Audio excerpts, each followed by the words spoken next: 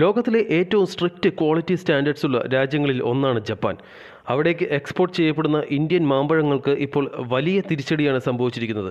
അതെ, ഇന്ത്യയിൽ നിന്ന് പോകുന്ന ഫ്രഷ് മാംഗോ ഇമ്പോർട്ട്സ് ജപ്പാൻ താൽക്കാലികമായി സസ്പെൻഡ് ചെയ്തിരിക്കുകയാണ്. അതും പീക്ക് മാംഗോ സീസൺ നടക്കുമ്പോൾ.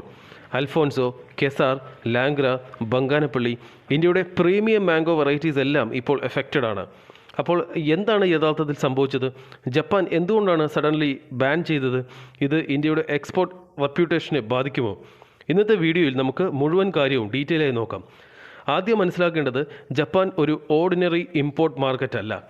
അവിടെ ഫുഡ് സേഫ്റ്റി റൂൾസ് ലോകത്തിലെ ടഫസ്റ്റ് സ്റ്റാൻഡേർഡ്സിലൊന്നാണ്.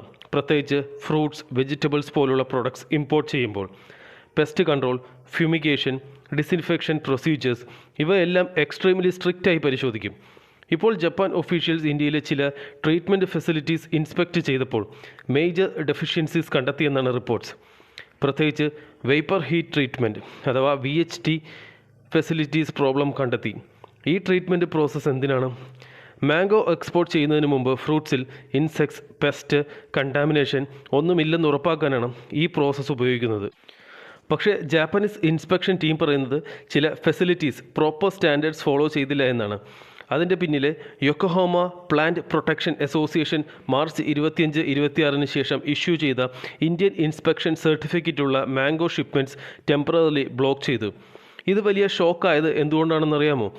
20 വർഷത്തെ ബാൻ കഴിഞ്ഞാണ് ഇന്ത്യ വീണ്ടും ജപ്പാൻ മാർക്കറ്റിലേക്ക് സ്ട്രോങ് ആയി എൻട്രി നടത്തിയിരുന്നത്. 2006 റെസ്ട്രിക്ഷൻ ലിഫ്റ്റ് ചെയ്തതിന് ശേഷം ഗ്രാജ്വലി ഇന്ത്യൻ മാംഗോസ് ജപ്പാൻ മാർക്കറ്റിൽ പോപ്പുലാരിറ്റി നേടുകയായിരുന്നു. എസ്പെഷ്യലി അൽഫോൻസോ മാംഗോയ്ക്ക് ജപ്പാനിൽ പ്രീമിയം ഡിമാൻഡ് ഉണ്ടായിരുന്നു. പക്ഷേ ഇപ്പോൾ വീണ്ടും സസ്പെൻഷൻ വന്നതോടെ എക്സ്പോർട്ടേഴ്സ് വലിയ പ്രതിസന്ധിയിലാണ്. കാരണം ഏപ്രിൽ മുതൽ ജൂൺ വരെ ആണ് peak export season.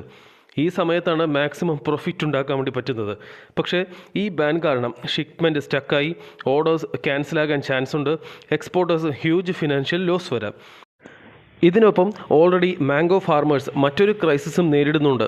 Extreme weather, heat waves, crop damage, rising freight charges ഇതെല്ലാം ഓൾറെഡി പ്രഷർ ക്രിയേറ്റ് ചെയ്തിരുന്നു. അതിൻ്റെ മുകളിൽ ഇപ്പോൾ ജപ്പാൻ സസ്പെൻഷൻ കൂടി വന്നതോടെ സിറ്റുവേഷൻ കൂടുതൽ ഡിഫിക്കൽട്ടായി. ഇപ്പോൾ ബിഗ്ഗസ്റ്റ് കൺസേൺ എന്താണെന്നറിയാമോ? ഇന്ത്യയുടെ എക്സ്പോർട്ട് റെപ്യൂട്ടേഷൻ. കാരണം ജപ്പാൻ പോലുള്ള ഒരു സ്ട്രിക്റ്റ് മാർക്കറ്റിൽ ഒരു ഇഷ്യൂ റേസ് ചെയ്താൽ മറ്റ് രാജ്യങ്ങളും കൂടുതൽ സ്ട്രിക്റ്റ് ഇൻസ്പെക്ഷൻ തുടങ്ങാൻ ചാൻസ് ഉണ്ട്.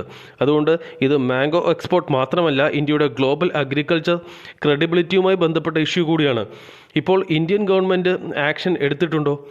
അതെ, റിപ്പോർട്ട്സ് പ്രകാരം മിനിസ്ട്രി ഓഫ് കൊമേഴ്സ് ആൻഡ് ഇൻഡസ്ട്രിയും അഗ്രികൾച്ചർ അതോറിറ്റീസും ജപ്പാൻ ഒഫീഷ്യൽസുമായി ഡിസ്കഷൻ നടത്തുകയാണ്. അതിൻ്റെ ലക്ഷ്യം എന്താണെന്നാൽ ട്രീറ്റ്മെൻറ്റ് ഫെസിലിറ്റീസ് അപ്ഗ്രേഡ് ചെയ്യുക, ഫൈറ്റോ സാനിറ്ററി സ്റ്റാൻഡേർഡ്സ് ഇംപ്രൂവ് ചെയ്യുക, ജപ്പാൻ്റെ കോൺഫിഡൻസ് തിരിച്ചു പിടിക്കുക. എക്സ്പേർട്സ് പറയുന്നത് ഇന്ത്യക്ക് ലോങ് ടേം എക്സ്പോർട്ട് ഗ്രോത്ത് വേണമെങ്കിൽ global quality standard strictly maintain ചെയ്യാൻ നമ്മൾ ബാധ്യസ്ഥരാണെന്നാണ്.